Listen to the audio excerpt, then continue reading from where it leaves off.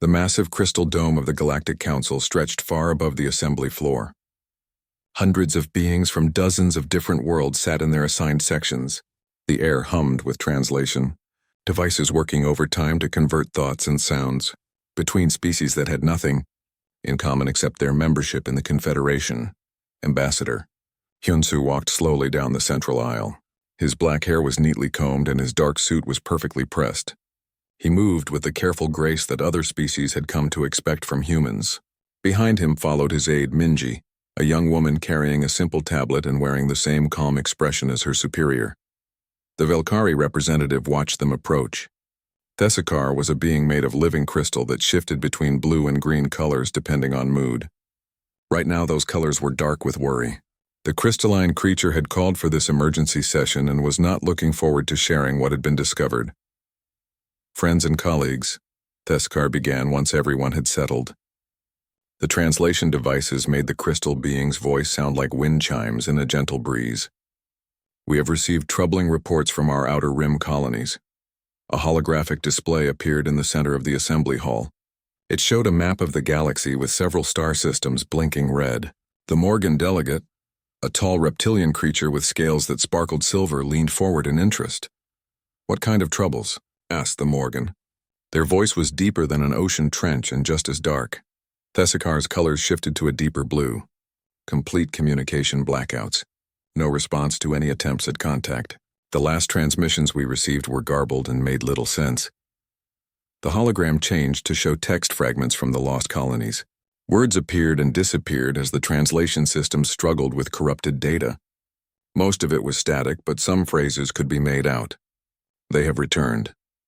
The old ones wake. Nothing left but hunger." A murmur went through the assembly. The Quillian hive mind representative, a cluster of insect-like beings that shared one consciousness, clicked their mandibles in unison. "Poetic language suggests psychological stress. Colonies may have suffered natural disasters or equipment failures." Ambassador Hyunsu raised his hand slightly. The gesture was small but somehow commanded attention from the entire assembly. "If I may," he said in his soft voice, "Earth would be happy to assist with rescue and recovery operations." Several delegates nodded approvingly. Since first contact 10 years ago, humans had proven to be reliable partners. They were not the strongest military force or the most advanced technologically, but they were steady and trustworthy. Human ships had helped with disaster relief on 17 different worlds. Human diplomats had negotiated peaceful solutions to 12 separate conflicts. "That is very generous," Thesakar replied, colors shifting to a warmer green. "However, we must consider the possibility that these incidents are connected. 3 different star systems going dark within the same month is unusual." The Drakmori representative spoke up. "This species looked like walking trees with bark that glowed soft orange. Our long-range sensors have detected no unusual stellar activity in those regions. No supernovas, no black hole formations, no solar flares of sufficient magnitude." Minji stepped forward and whispered something in Hyunsu's ear. The ambassador nodded slightly and stood to address the assembly. "My aide reminds me that Earth's historical records contain references to similar events," Hyunsu said. "Mass communication failures, entire settlements going silent, reports of old things returning. In most cases, these were caused by natural phenomena that were not well understood at the time." "What kind of natural phenomena?" asked the Zephyrin delegate. "This species resembled living clouds of gas held together by electromagnetic fields, seismic activity that interfered with communication arrays, weather patterns that disrupted power systems, sometimes psychological effects from isolation that led to mass hysteria." The explanation seemed to calm many of the delegates. Humans had a reputation for thorough record-keeping and practical solutions. If Ambassador Hyunsu said these incidents had natural explanations, most were inclined to believe him. But not everyone was satisfied. Thesakar's colors remained dark. "There is something else. Our deep space monitoring stations detected unusual energy signatures just before each system went dark." "What kind of energy signatures?" Hyunsu asked. His voice remained calm and curious, unknown, unlike anything in our databases. The patterns were complex and seemed almost organic in nature.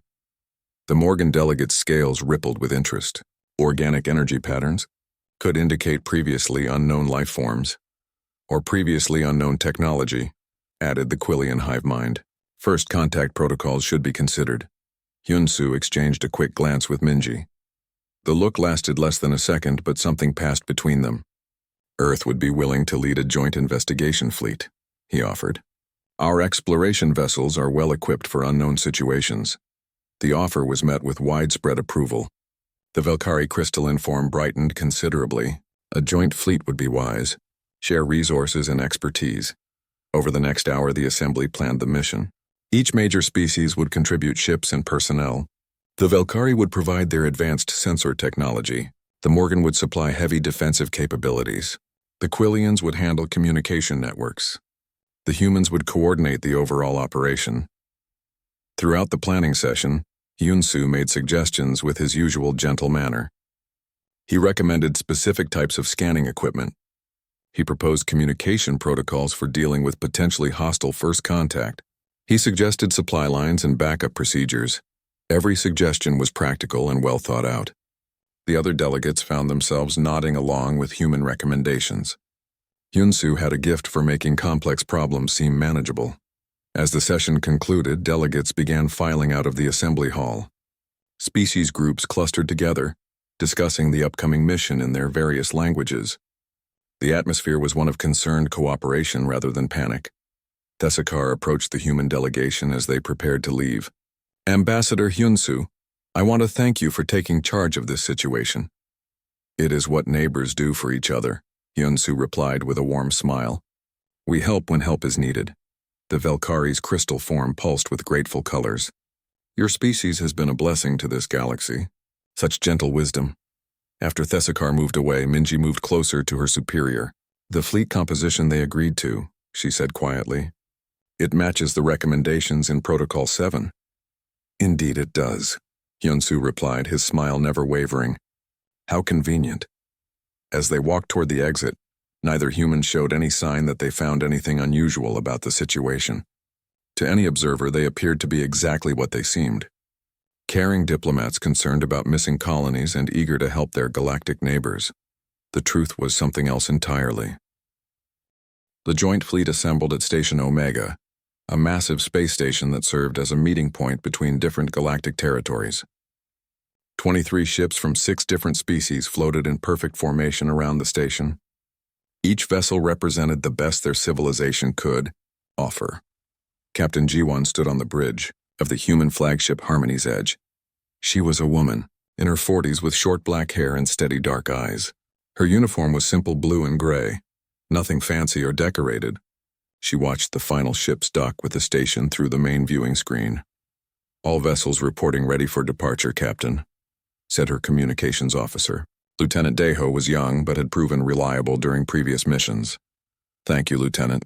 Open a channel to all ships. The view screen changed to show a grid of different alien commanders. The Valkyrie ship captain was another crystal being named Veltar. The Morgan commander looked like a walking mountain of silver scales. The Quillian hive mind representative appeared as a swarm of small insect creatures moving in perfect coordination. Fellow commanders, Ji-won began, her voice calm and professional. Our destination is the Kepler 442 system, the last place we receive transmissions from Colony 7. Flight time will be 6 days at maximum safe speed. During transit, our science teams will coordinate their scanning procedures.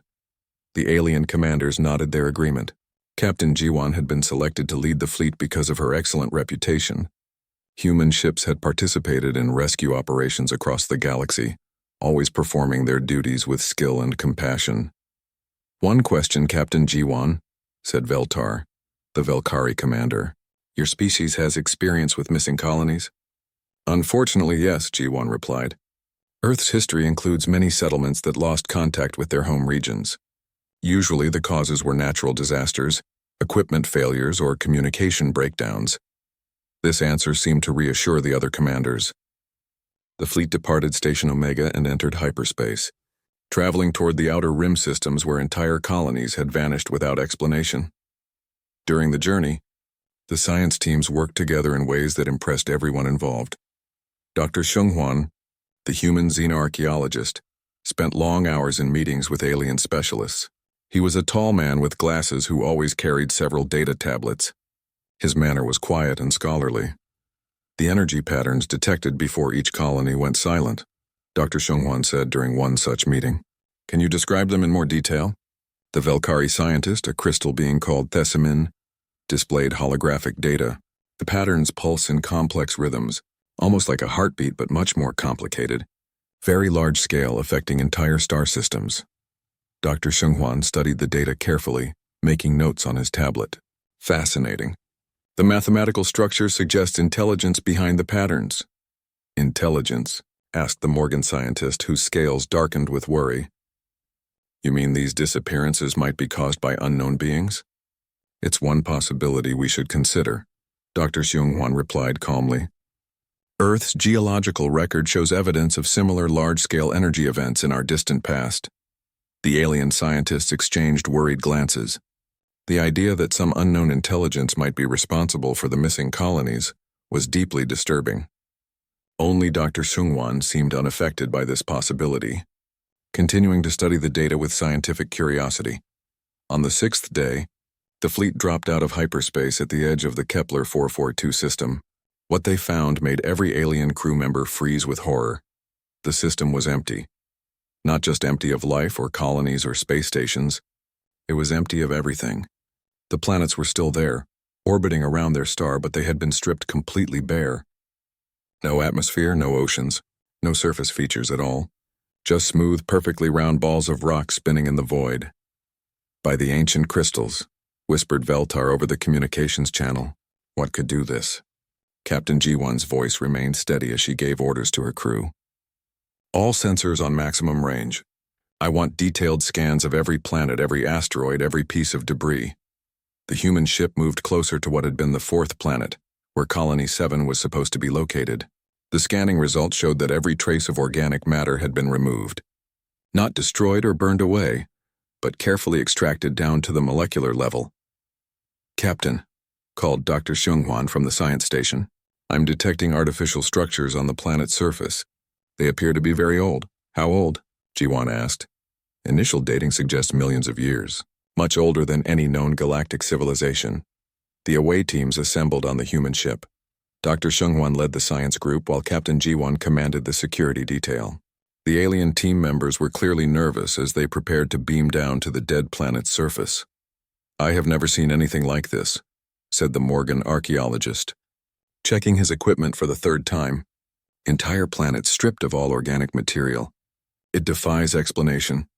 There will be an explanation, Dr. Xionghwan said confidently. There always is. The transport beam deposited them on the planet's surface. What they found there would change everything the galaxy thought it knew about the universe. Ancient ruins stretched across the barren landscape. The structures were massive, built from some kind of black stone that seemed to absorb light. Strange symbols covered every surface, carved deep into the rock. The symbols hurt to look at directly, causing headaches and feelings of deep unease in most of the team members. Dr. Xionghwan walked among the ruins with perfect composure, studying the symbols and taking detailed photographs. While the alien scientists struggled with mounting feelings of dread, the human archaeologist worked calmly and methodically. These symbols, said Thesamin, the Velkari scientist, they make me feel sick, like something terrible is watching us. Interesting psychological effect, Dr. Xionghwan noted, making another entry on his tablet. The geometric patterns do seem designed to cause discomfort in organic minds. Designed? The Morgan archaeologist's scales were now dark gray with fear. You think these symbols were created specifically to cause fear? The mathematical precision suggests deliberate construction rather than random artistic expression. As Dr. Xionghwan continued his work, the alien team members found themselves clustering together for comfort. The ruins felt wrong in ways they could not properly describe. Every instinct told them to leave this place immediately. But the human archaeologist showed no such instincts. He moved through the ruins like he was exploring any other historical site, taking measurements and collecting samples. When he found the largest symbol carved into what might have been an altar, he called the others over. This appears to be some kind of star map, he announced. It shows the location of multiple galaxies with specific systems marked. The alien scientists forced themselves to approach the altar. The symbol was enormous, covering the entire surface with intricate carved lines and geometric shapes. As they studied it, a terrible understanding began to form. "Those marked systems," whispered the Quillian representative. "They match the locations of our missing colonies." Dr. Shenghuan nodded, making more notes. "And according to this map, there are thousands more systems marked for visitation." The implications hit the alien team members like physical blows.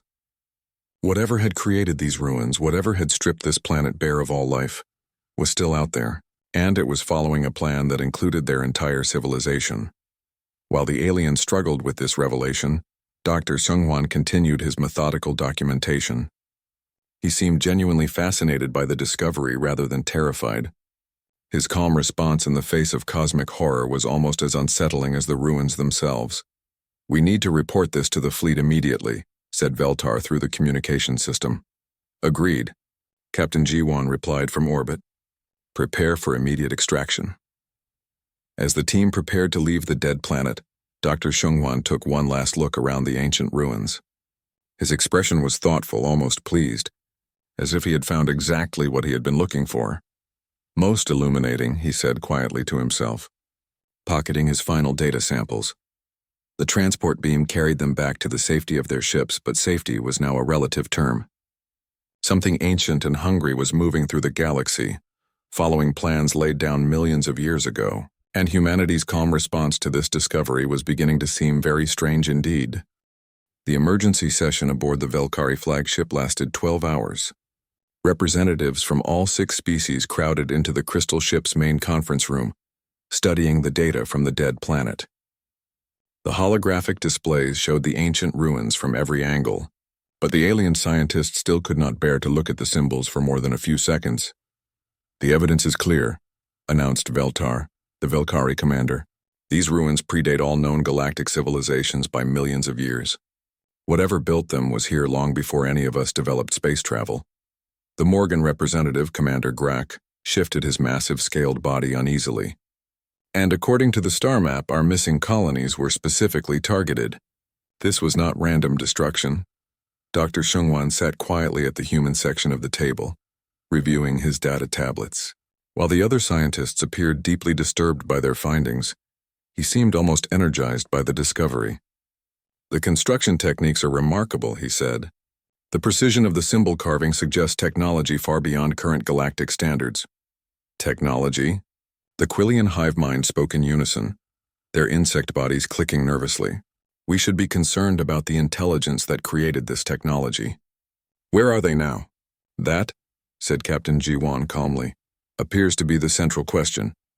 Before anyone could respond, alarms began blaring throughout the fleet. The view screen activated automatically, showing the sensor readings from the outer edge of the system. What appeared on the screen made every alien crew member freeze in absolute terror. Something was coming out of deep space, something enormous. The sensor readings were beyond anything they had ever seen. The object was larger than most space stations, but it was moving under its own power. Its surface seemed to shift and flow like living tissue, covered in the same geometric patterns they had found carved into the ancient ruins. "By the eternal hive," whispered the Quillian representative. "It's one of them." The thing continued approaching their position, growing larger on the sensors with each passing minute. As it drew closer, they could see that its surface was not just alive but actively changing. Sections of the hull expanded and contracted like breathing. Tendrils reached out into space, tasting the vacuum itself. "All ships, full retreat," ordered Veltar. Emergency hyperspace jumped to the nearest inhabited system. But before any ship could engage their engines, more contacts appeared on the sensors. Dozens of them, emerging from different directions around the system. The fleet was surrounded. "Incoming transmission," reported Lieutenant Deho from the human ship. "From which direction?" Captain Jiwan asked. "From all of them, Captain. They're broadcasting on every frequency simultaneously." The transmission came through as a sound that was not quite music and not quite speech. It bypassed the universal translators entirely, speaking directly to the parts of the brain that processed fear and hunger. Every alien crew member who heard it began shaking uncontrollably. Every alien crew member except the humans. "Fascinating," Dr. Shenghuan said, listening to the transmission with genuine interest. "The frequency patterns are designed to trigger specific neurological responses. Very sophisticated psychological warfare." The Velkari commander's crystal form had turned almost black with terror. "We need to run, now, before they get closer." "Running might not be the best option," Captain Jiwan said thoughtfully. "These entities clearly have superior speed and technology. Direct flight could trigger a pursuit response." "What do you suggest?" Grek asked desperately. "We study their behavior patterns, understand their motivations, then we can formulate an appropriate response." While the alien commanders argued about escape routes, the ancient entities continued their approach. Now they were close enough to see individual details on their surfaces.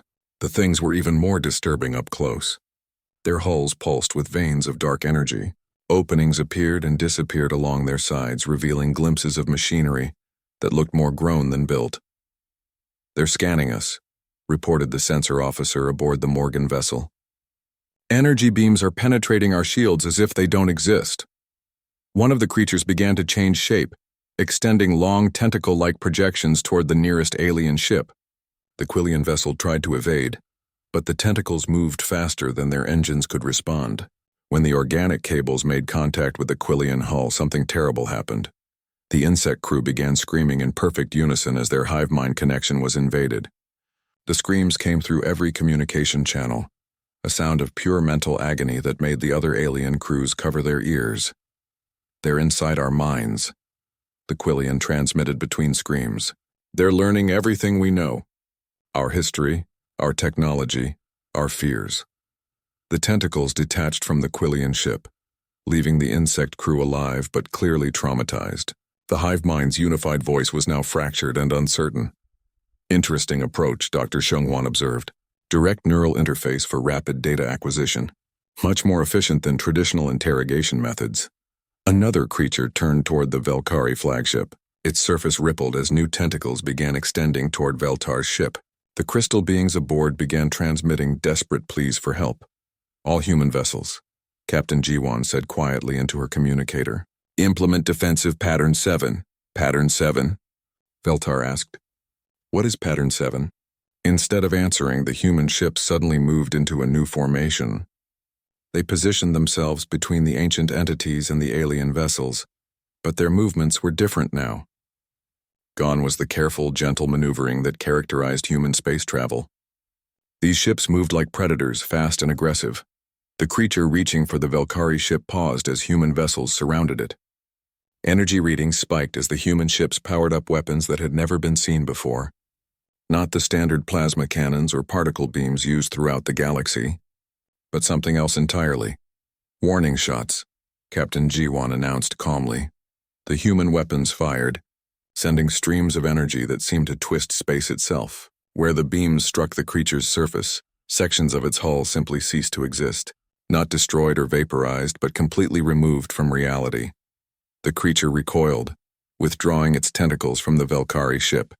For the first time since the encounter began, one of the ancient entities had been forced to retreat.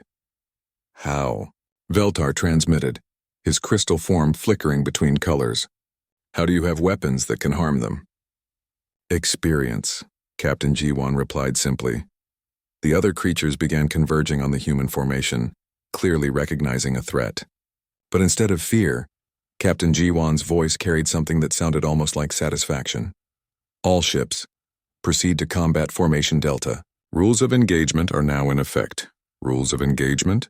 Commander Grek asked. "What rules of engagement?" Dr. Shungwan looked up from his tablets, and for the first time his expression showed something other than scholarly interest. When he smiled, the alien representatives felt a chill that had nothing to do with the temperature. "The same rules we used the last time we encountered these particular entities," he said, "though I believe we called them something different back then." "You fought them before?" Veltar asked in amazement. "Oh yes," Dr. Shungwan replied. "We called them the Permian event. Most of our planet's life forms went extinct during that encounter, but not all of them. The survivors learned some very important lessons about what it takes to deal with apex predators. The ancient creatures attacked in unison, moving faster than the alien ships could follow. But the human vessels were already in motion, their formation shifting and changing like a school of fish avoiding larger predators. Except these fish had teeth. The battle that followed would be studied by military strategists for generations if any of them survived to do the studying. The humans fought with tactics that seemed to anticipate every move the creatures made, their weapons carved through space with surgical precision, targeting weak points that should have been impossible to identify. But most disturbing of all was the calm professionalism with which they conducted the engagement. There was no panic, no desperate heroism, no last-minute miracle solutions, just methodical, efficient combat against entities that had been terrorizing the galaxy for millions of years. Status report, Captain Jiwan requested after 20 minutes of fighting. 7 hostiles disabled, 3 destroyed completely, Lieutenant Deho reported. Remaining entities are withdrawing to minimum safe distance. Maintain current formation. Continue monitoring their positions. Veltar's voice came through the communication system, barely a whisper. How did you know how to fight them? Captain Jiwan turned toward the view screen showing the alien commanders. Her expression was patient, almost maternal. Because we've been fighting things like them for our entire evolutionary history. The only difference is that these ones came from space instead of the ocean. The implications of that statement would take time to fully process, but one thing was already clear to every alien crew member watching the human ships maintain their protective formation around the fleet. Their gentle diplomatic neighbors were not what they seemed. Not at all. The emergency meeting took place aboard the human flagship 3 hours after the battle ended. Representatives from all alien species sat around a conference table that had been hastily assembled in the Harmony's Edge main cargo bay. The atmosphere was tense with questions that no one quite knew how to ask. Dr. Xunhuan entered the room carrying several data tablets and what appeared to be a small crystal storage device. He looked completely calm, as if the previous battle had been nothing more than a routine training exercise. Behind him followed Captain Jiwan and a tall human man in military uniform who had not been introduced. "This is Colonel Minho," Captain Jiwan said as they took their seats. "He serves as our military intelligence specialist." Colonel Minho was a lean man with graying hair and eyes that seemed to see everything. He nodded politely to the alien representatives but said nothing. His presence somehow made the room feel smaller and more dangerous. "We have questions," Veltar began, his crystal form pulsing with nervous energy. "Many questions about what we witnessed during the battle." "Of course you do," Dr. Xunhuan replied pleasantly. "Where would you like me to start?" The Morgan commander Grak leaned forward on his massive arms. "Start with how you knew how to fight those creatures. You said you encountered them before. Indeed we did, though not in space. They visited Earth approximately 250 million years ago." The alien representative stared at him in confusion. The Quillian hive mind clicked nervously before speaking. 250 million years ago? That predates your civilization by enormous amounts of time. True, Dr. Xunhuan agreed, but it doesn't predate life on Earth. The entities you call ancient actually arrived during what we term the Permian-Triassic extinction event. They were quite thorough in their feeding practices. "Feeding practices?" Veltar asked. Colonel Minho spoke for the first time, his voice carrying a slight accent. "They consume organic matter, all of it, every living thing on a planet, down to the bacterial level. Very efficient." "But your planet survived," the Quillian representative pointed out. "Parts of it," Dr. Xunhuan confirmed. "About 4% of all species made it through the feeding period. Those survivors had to develop some very specific adaptations. The human scientist activated his data tablets, projecting holographic displays of Earth's prehistoric timeline. The images showed a world covered in massive creatures, followed by scenes of devastation, followed by new forms of life emerging from the chaos. The entities stayed on Earth for approximately 100,000 years, Dr. Xunhuan continued. During that time, they systematically harvested every ecosystem. But Earth's life forms began to adapt. Some learned to hide in places the entities couldn't reach. Others developed defensive mechanisms. A few became predators themselves, predators of these ancient entities. Grak asked in disbelief. "Competition for resources," Colonel Minho corrected. "When food becomes scarce, everything must learn to fight for survival. Even against superior opponents." The holographic display changed to show fossil records and genetic analysis charts. Dr. Xunhuan pointed to various data points as he explained. The survivors of the Permian extinction developed several key characteristics: enhanced pattern recognition for identifying threats, improved cooperative behavior for pack hunting. Most importantly, the ability to learn from observing predator behavior and turning those same tactics against the original hunters. Veltar's crystal form darkened considerably. You're saying your species learned to hunt these creatures? Not just our species, Dr. Xionghuan replied. All surviving Earth life forms. The planet became what you might call a training ground for anti-predator evolution. Every creature that lived through the feeding period carried genetic memory of how to fight impossible odds. Colonel Minho activated another display, this one showing human military doctrine and training procedures. When humans developed intelligence and technology, we built upon instincts that had been refined over millions of years. Our entire civilization is based on surviving against superior opponents. But you seem so peaceful, the Quillian hive mind said desperately. Your diplomatic record, your humanitarian aid missions, your cooperative nature. Captain Jiwan smiled, but the expression was no longer reassuring. Peaceful behavior is an excellent survival strategy when dealing with potential allies. It encourages trust and cooperation, but it's still a survival strategy. The alien representatives were beginning to understand the implications, and none of them liked what they were realizing. Your aid missions, Veltar said slowly. Your disaster relief operations. You were studying us, learning about your capabilities, your weaknesses, your social structures, Colonel Minho confirmed. Standard intelligence gathering. Nothing personal. Intelligence gathering? Grak's scales rippled with anger. We trusted you. And we have never betrayed that trust, Captain Jiwan pointed out reasonably. We have always provided exactly the assistance we promised. We've prevented wars, helped with natural disasters, shared beneficial technology. Your species are healthier and safer because of human intervention. But you were evaluating us as potential threats, the Quillian representative said. We evaluate everything as potential threats, Dr. Xionghuan replied. It's how we've stayed alive for 250 million years. Colonel Minho stood and walked to the viewing window that showed the alien fleet, still in protective formation around the human ships. Your species developed in relatively safe environments. Single predators, manageable competition, gradual technological advancement. You've never faced existential threats. We've faced wars, natural disasters, resource conflicts, Grak protested. Local problems with local solutions, Colonel Minho said dismissively. You've never had to survive against an enemy that wanted to consume your entire planet. An enemy with technology millions of years ahead of your own. An enemy that saw you as nothing more than food. The holographic displays changed again, showing Earth's current military capabilities. The alien representatives stared in shock at weapon systems that dwarfed anything in their arsenals. Defensive technologies they had never imagined. And tactical doctrines that treated interstellar war as a routine planning exercise. Every human child learns basic survival skills before they learn to read, Captain Jiwan explained. Every human adult maintains combat readiness even in peacetime occupations. Every human community has contingency plans for defending against superior opponents. Your entire species is a military organization, Veltar whispered. Our entire species is a survivor population, Dr. Xionghuan corrected. There is a difference.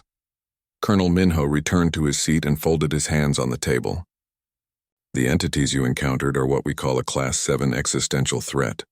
Dangerous but manageable with proper preparation. We've faced Class 9 threats. What qualifies as a Class 9 threat? The Quillian hive mind asked. Other human populations, Colonel Minho replied matter-of-factly. The silence that followed this statement lasted for several minutes.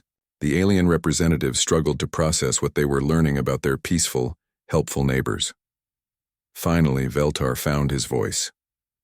What happens now? Now that we know what you really are? Captain Jiwan considered the question carefully. That depends on what you choose to do with the information. Our preference would be to continue our current relationship.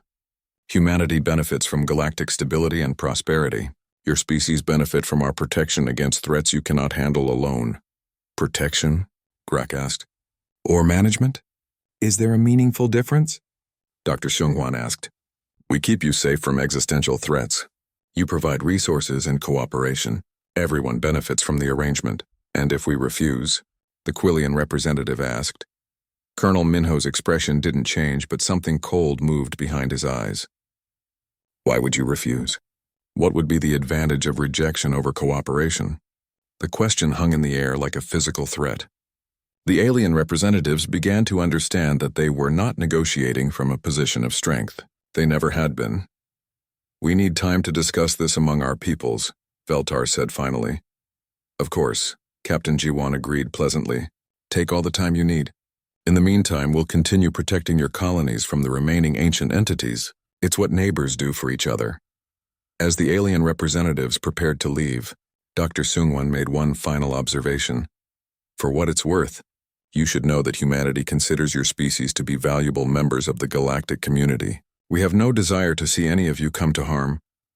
As long as we remain cooperative," Grak said bitterly. "As long as you remain reasonable," Dr. Sungwon corrected gently. "There's a difference." The meeting ended with polite farewells and promises of continued cooperation. But as the alien representatives returned to their ships, each of them carried the terrible knowledge that their gentle human neighbors were the most dangerous predators in the galaxy, and they always had been. The emergency session of the Galactic Council convened 1 week after the fleet returned to Station Omega. This time, the massive crystal dome felt different. The usual atmosphere of cooperative discussion had been replaced by something that felt more like a trial. Ambassador Hyun-soo entered the assembly hall with his usual calm demeanor. But every alien representative watched his movements with new understanding. Behind him walked Minji, and the simple tablet she carried now seemed like a potential weapon in the eyes of those who knew what humans were capable of. The Velkari High Council member, an ancient crystal being called Thessalar, stood to address the assembly. The colors shifting through its crystalline form were darker than anyone had ever seen before. "We have received disturbing reports from the investigation fleet," Thessalar began. "Reports that change our understanding of humanity's place in this galaxy." Murmurs rippled through the assembled delegates. Representatives from dozens of species leaned forward in their seats, waiting to hear confirmation of rumors that had been spreading through diplomatic channels for days. "According to these reports," Thessalar continued, "humans possess military capabilities far beyond anything they have previously revealed. More concerning, they claim to have encountered the ancient entities that destroyed our Outer Rim colonies." Ambassador Hyun-soo raised his hand politely. "If I may address the assembly?" "You may speak," Thessalar replied, though the crystal being's colors remained dark with suspicion. Hyun-soo stood and moved to the center of the assembly floor. His movements were as graceful and non-threatening as always. But now every delegate saw those same movements differently. Where once they had seen peaceful diplomacy, they now saw predatory calculation. "My fellow representatives," Hyun-soo began, his voice carrying its usual warm tone, "I understand there has been some concern about recent revelations regarding human capabilities." "Some concern?" interrupted the Drakmori delegate, their bark-like skin glowing angry orange. "You have been deceiving us for 10 years. Everything we thought we knew about your species has proven false." "Not false," Hyun-soo corrected gently. "Incomplete. There is a significant difference." The Morgan representative, a massive scaled being called Graktar, rose from his seat. "You told us humans were a peaceful species interested in cooperation and mutual benefit. You never mentioned that your entire civilization is designed for warfare." "Because it isn't," Hyun-soo replied. "Human civilization is designed for survival. Warfare is simply one of many tools we've developed to ensure that survival." Minji stepped forward and activated a holographic display that filled the center of the assembly hall. The display showed Earth's history from the Permian extinction event through the development of human civilization. Every species in this assembly developed in environments where survival was relatively straightforward. Hyun-soo explained as the hologram shifted through different time periods. You faced individual predators, resource competition, occasional natural disasters. Challenges that could be overcome through normal evolutionary processes. The hologram changed to show the devastation of the Permian extinction, with massive alien entities stripping Earth bare of life. Humanity's ancestors survived something different. They survived an extinction event caused by entities with technology millions of years more advanced than anything that existed on Earth. Survival required developing capabilities that would seem impossible to species that never faced such extreme challenges. Quillian Hivemind representatives spoke in their unsettling unified voice. "You could have told us this when we first made contact. We would have understood. Would you have? Hyunsu asked. Let me ask you a question. If I had approached your species 10 years ago and said that humans were the galaxy's apex predators, genetically designed to hunt down and eliminate existential threats, how would you have responded? The silence that followed answered his question more clearly than words could have. Instead, Hyunsu continued, we chose to demonstrate our value through actions. We helped with disaster relief. We mediated conflicts. We shared beneficial technologies. We proved that humans could be trusted partners rather than simply claiming we could be. Thessalar's crystalline form pulsed with conflicted colors. But you were studying us, analyzing our weaknesses, gathering intelligence. Of course we were, Hyunsu confirmed without any hint of apology. That's what intelligent species do when encountering potential allies or threats. Every species in this assembly has intelligence services. The difference is that human intelligence services are more thorough. More thorough? Koraktar demanded. You mapped our military capabilities, our social structures, our psychological profiles. You know more about our species than we know about ourselves. Which has proven beneficial for everyone involved, Minji interjected, speaking for the first time during the session. Human intervention has prevented 14 wars, resolved 37 resource conflicts, and provided aid during 49 natural disasters. How many lives have been saved because we understood how to help effectively? The delegates found themselves in the uncomfortable position of being unable to argue with this logic. Human assistance had indeed been remarkably effective. But now they understood why. The Zephyrin delegate, a being of living gas held together by electromagnetic fields, whispered through their translation device, what assurance do we have that you won't turn your capabilities against us? The same assurance you've always had, Hyunsu replied. Our continued cooperation serves everyone's interests. Humanity benefits from galactic stability and prosperity. You benefit from our protection against threats you cannot handle alone. Protection, repeated the Drakmori representative. You make it sound like we have a choice in this arrangement. For the first time during the session, Ambassador Hyunsu's expression shifted slightly. The change was subtle, but every delegate in the assembly noticed it. The gentle diplomat was still there, but something else looked out through his eyes. Something ancient and patient and utterly confident in its superiority. You have always had choices, Hyunsu said quietly. You chose to accept our aid during disasters. You chose to allow us to mediate your conflicts. You chose to benefit from our technologies and protection. At any point over the past 10 years, you could have chosen differently. And if we choose differently now? Thessalar asked. Hyunsu's expression returned to its usual warm diplomatic smile, but the effect was now deeply unsettling. Why would you want to?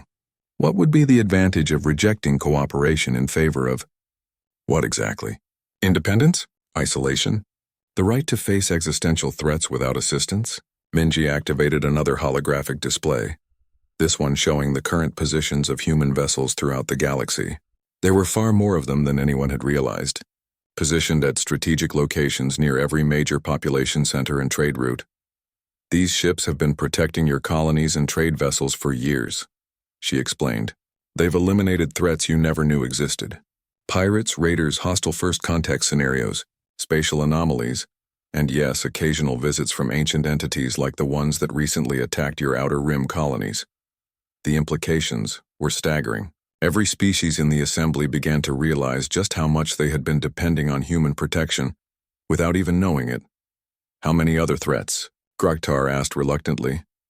In the past year alone, human vessels have neutralized 47 potential extinction-level events across member species territories, Minji replied matter-of-factly. Most of them were resolved before you even detected the threats. The Velkari delegate's crystal form had turned almost completely black. We never asked for this protection. You never had to, Hyunsu said gently. It's what responsible neighbors do for each other. Responsible? The Quillian hive mind's voice carried a note of hysteria. You're talking about managing us like livestock. Not livestock, Hyunsu corrected. Partners. Valuable, important partners whose continued existence and prosperity benefits everyone in the galaxy.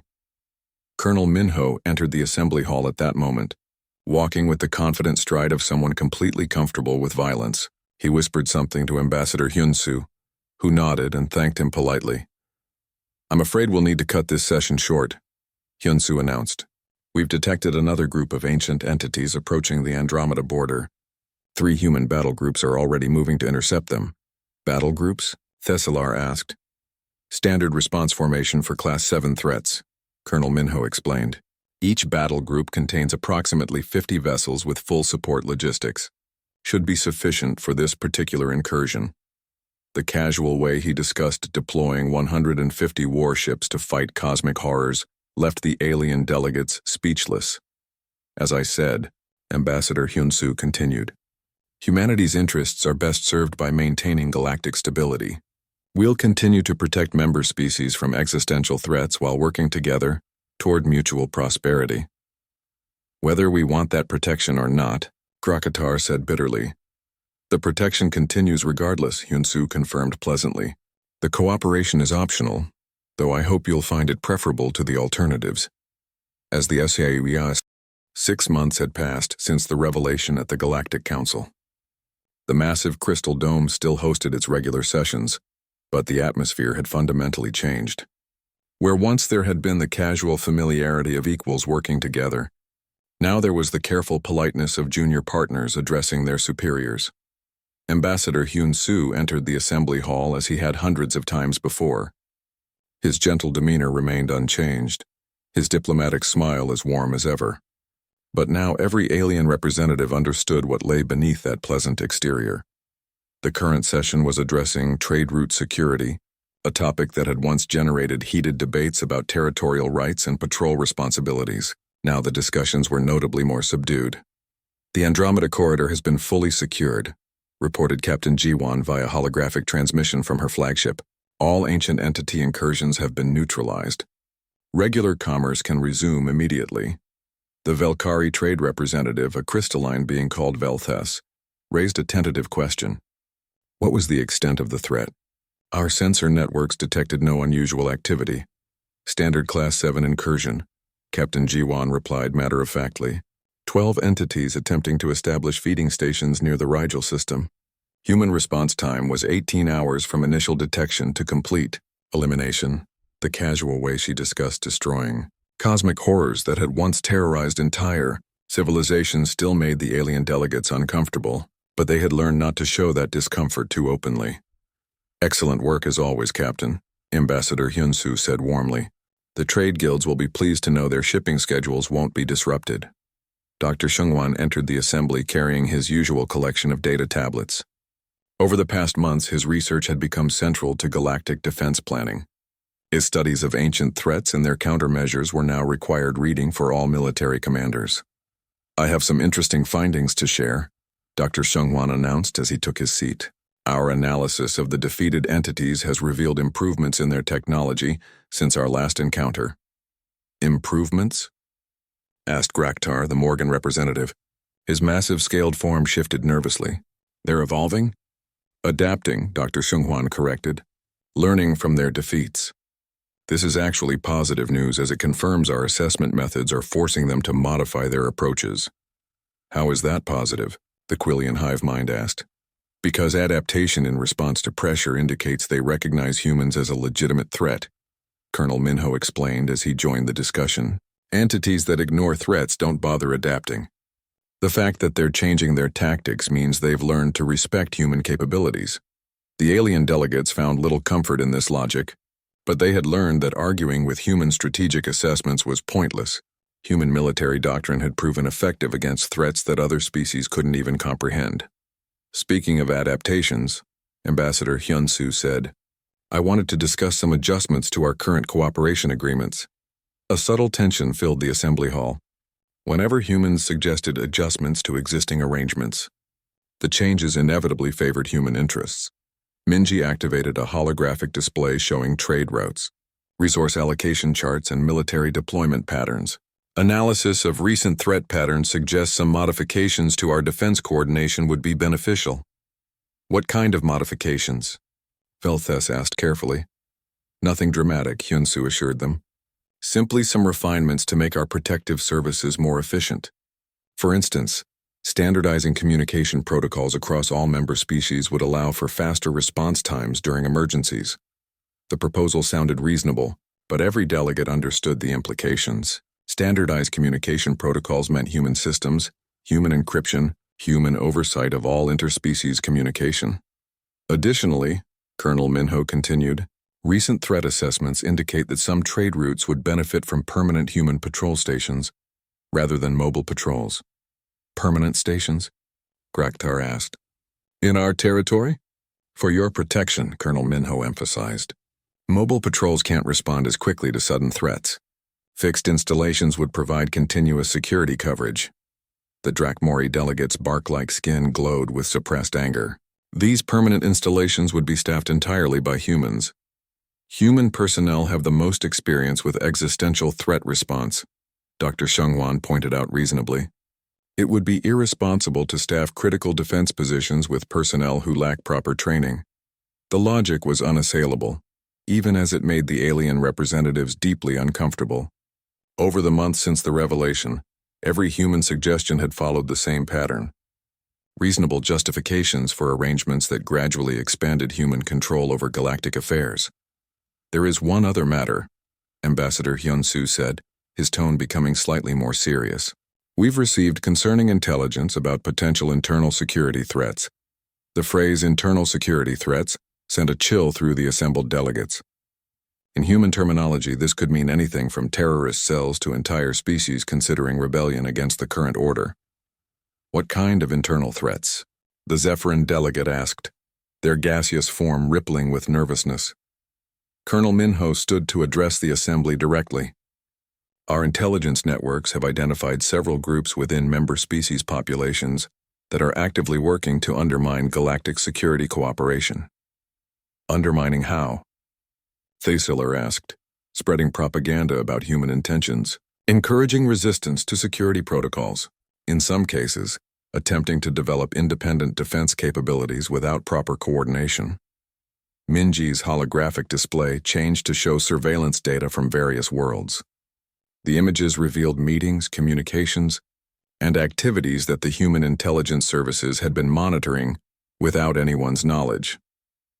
These groups represent a potential vulnerability, Colonel Minho explained. Not just to their own species, but to the entire galactic defense network. Uncoordinated military development could interfere with proper threat response. The alien delegate stared at the surveillance footage with growing horror. The humans had been watching everything. Every conversation, every meeting, every attempt at independent action had been cataloged and analyzed. You're spying on our entire populations, Graktar accused. We're maintaining security, Colonel Minho corrected. The same security that has kept your species safe from 47 extinction-level events in the past year. Ambassador Hyun-Soo's expression remained warm and concerned. We understand this might seem invasive, but recent experience has shown that threats can emerge from anywhere. The ancient entities we've been fighting have attempted to infiltrate several species through psychological manipulation. Infiltration? Velthes asked in alarm. Dr. Shengwan nodded gravely. The entities can influence organic minds through quantum resonance fields. Affected individuals often believe they're acting independently, while actually serving hostile interests. How can you tell the difference between entity influence and legitimate political dissent? The Quillian hive mind demanded. Sophisticated analysis of behavioral patterns, communication content, and neurological markers, Dr. Shengwan replied. Human intelligence services have developed reliable methods for identifying compromised individuals. The implications were staggering. The humans were claiming that anyone who opposed their policies might be under alien influence. It was the perfect justification for suppressing any form of resistance. What happens to these compromised individuals? Thasilar asked reluctantly. Treatment and rehabilitation, Ambassador Hyun-Soo said gently. We've established specialized facilities where affected persons can receive proper care. Facilities, Graktar repeated. You mean prisons. Medical treatment centers, Hyun-Soo corrected. Those security measures are necessary for everyone's protection. Entity influence can be contagious under certain circumstances. Colonel Minho activated another display showing construction projects on several different worlds. Massive installations were being built near major population centers. On every member species planet, these new medical facilities will be staffed by human specialists, trained in entity influence detection and treatment, he explained. Each facility will also serve as a regional security coordination center. The alien delegates realized they were witnessing the completion of a process that had been underway since humans first made contact. Step by step, suggestion by suggestion, humanity had maneuvered itself into complete control over galactic civilization. "You're taking over," Velthes said quietly. "We're accepting responsibility," Ambassador Hyun-soo replied. "Responsibility for protecting species that cannot protect themselves from threats they cannot understand." "And if we refuse this protection?" the Drakmori delegate asked. For a moment, Ambassador Hyun-soo's diplomatic mask slipped just enough to reveal something cold and calculating beneath. "Why would you refuse? What possible advantage could there be in rejecting protection in favor of vulnerability?" "Independence," Graktar said desperately. "The right to determine our own FE." 1 year after the revelation, the galaxy had settled into its new reality. The massive changes that had seemed so dramatic during the transition period now felt like the natural order of things.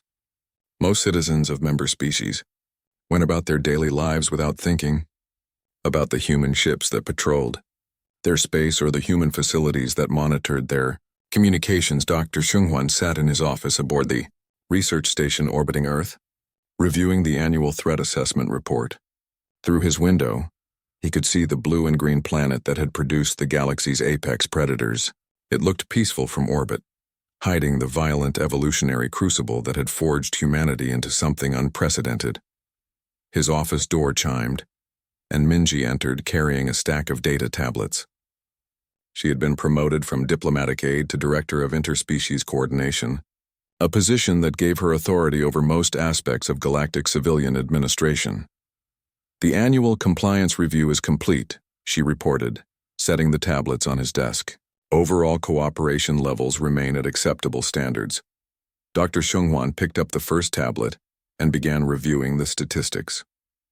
"Any species showing concerning trends? The Morgan have had some minor protest movements, but nothing that required direct intervention. The Velkari continue to be model partners. The Quillian hive mind has actually requested additional human oversight for their outer colonies." "Interesting. Why?" "They've detected what they believe are signs of entity infiltration in their border regions. They want human specialists to conduct thorough evaluations of the affected populations." Dr. Seung-hwan made notes on his tablet. "Probably a wise precaution. The entities have been adapting their infiltration techniques. Better to investigate false alarms than miss actual compromised individuals." Through the communication system, Captain Ji-won's voice announced the day's security briefing. "All department heads to Conference Room Alpha for threat assessment updates." Dr. Seung-hwan and Minji made their way to the conference room, where the galaxy's top human administrators were gathering for their weekly coordination meeting. Ambassador Hyun-soo was already present, along with Colonel Minho and several other military commanders.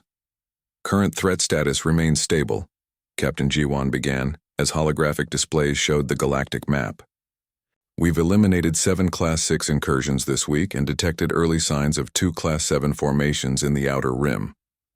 "Any connection to the infiltration attempts Minji mentioned?" Colonel Minho asked. "Possible. The timing suggests coordinated activity. The entities may be testing our response patterns while simultaneously attempting psychological operations." Dr. Seung-hwan studied the data with interest. "The psychological operations are becoming more sophisticated. Instead of direct mind control, they're using subtle influence to encourage resistance movements within member species populations. More effective than direct control," Ambassador Hyun-soo observed. "Genuine dissent is harder to identify than artificial manipulation." "Which brings us to the main topic for today's meeting," Colonel Minho said, activating a new set of displays. "We need to discuss the Drakmori situation." The holographic map focused on the Drakmori home system, where several concerning developments had been taking place. Intelligence reports showed increased military production, unauthorized communication with non-member species, and what appeared to be attempts to develop independent defense technologies. The Drakmori leadership has been increasingly vocal about what they call human overreach, Colonel Minho explained. "They're attempting to form a coalition of species that want to reduce human involvement in galactic affairs." "How many species have shown interest in this coalition?" Hyun-soo asked. 12 so far, though most are limiting their participation to informal discussions. Only 3 have begun taking concrete steps toward military independence. Dr. Shenghuan reviewed the intelligence reports with his usual clinical detachment. Probability assessment for entity infiltration? Moderate to high, Colonel Minho replied. The timing and coordination suggest external influence, but we can't rule out genuine political motivation. Either way, the outcome is the same, Captain Jiwan pointed out. Reduced cooperation makes member species more vulnerable to existential threats. Ambassador Hyun-soo considered the situation carefully. Recommendations? Standard protocol would be to offer enhanced security arrangements to the coalition members, Minji suggested. Demonstrate the value of human protection through increased defensive support. And if they refuse the enhanced arrangements? Dr. Seung-hwan asked. Then we implement containment protocols, Colonel Minho said matter-of-factly. Isolate the affected systems until the situation resolves itself. Isolation how? Economic sanctions, communication restrictions, reduced trade access. Nothing dramatic. Just enough inconvenience to encourage reconsideration. Dr. Seung-hwan made more notes on his tablet. What about the non-member species they've been contacting? The Kithra Federation and the Nexus Collective, Captain Ji-won replied. Both are Class 4 civilizations with limited technological capability. Neither poses a significant threat, but their involvement complicates the situation. Complicates how? If the coalition successfully allies with non-member species, it could encourage other resistance movements. The example of successful independence might inspire broader opposition to current arrangements. Ambassador Hyun-soo's expression remained thoughtful. We can't allow successful opposition to become a precedent. The stability of the entire galactic order depends on consistent cooperation. Agreed, Colonel Minho said. The question is whether to address this through diplomatic pressure or more direct methods. Let's try diplomacy first, Hyun-soo decided. I'll arrange a meeting with the Drakmori leadership. Perhaps they simply need better understanding of the threats they face. Dr. Seung-hwan looked up from his tablets. I could prepare a presentation on recent entity incursions. Visual evidence of what happens to unprotected civilizations might be persuasive. Excellent idea. Minji, coordinate with the Drakmori diplomatic mission to arrange the meeting. As the briefing continued, they discussed dozens of other administrative details.